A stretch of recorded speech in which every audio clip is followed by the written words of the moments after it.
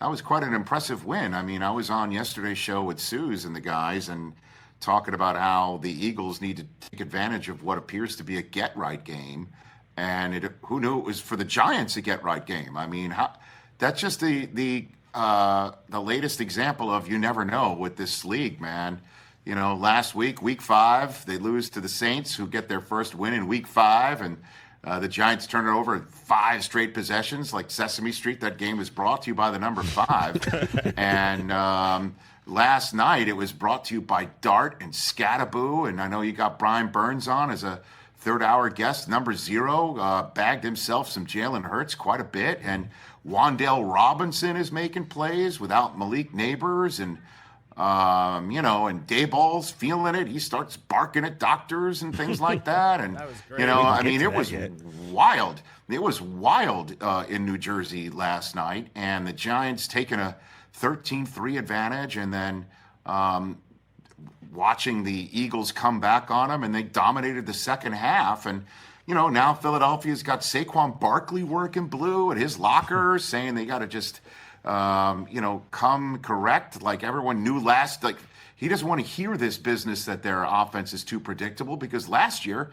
everyone knew it was coming and they couldn't stop Saquon. And now he's only had one game. He had only one game last year where he was held to less than 60 yards. And 4 of his first 5 games this year have been exactly that. And so now here we go, where the Eagles are 4-2, 2 losses in 5 days, and the same night the Phillies get bounced, and everybody in Philadelphia is looking for the Sixers to bail them out. And we all know, TJ, that's not going to happen, right? So you didn't hear what Charles Barkley said yesterday, did you? Yeah, and Suze knocked that out of the park with that interview. And listen, I'm still not in any way, shape, or form going to give up on the Eagles being the team in the NFC that could be there at the end.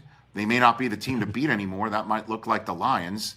But there's still enough time for the Eagles to get right between now and the end of the regular season. Jalen Carter was out last night, which makes obviously a big difference when there's a rookie coming off of a multiple turnover game in New Orleans. You look at the schedule. Their next game is at Minnesota. That looks like a Carson Wentz revenge game. They get the Giants to come back in their house before there's a bye.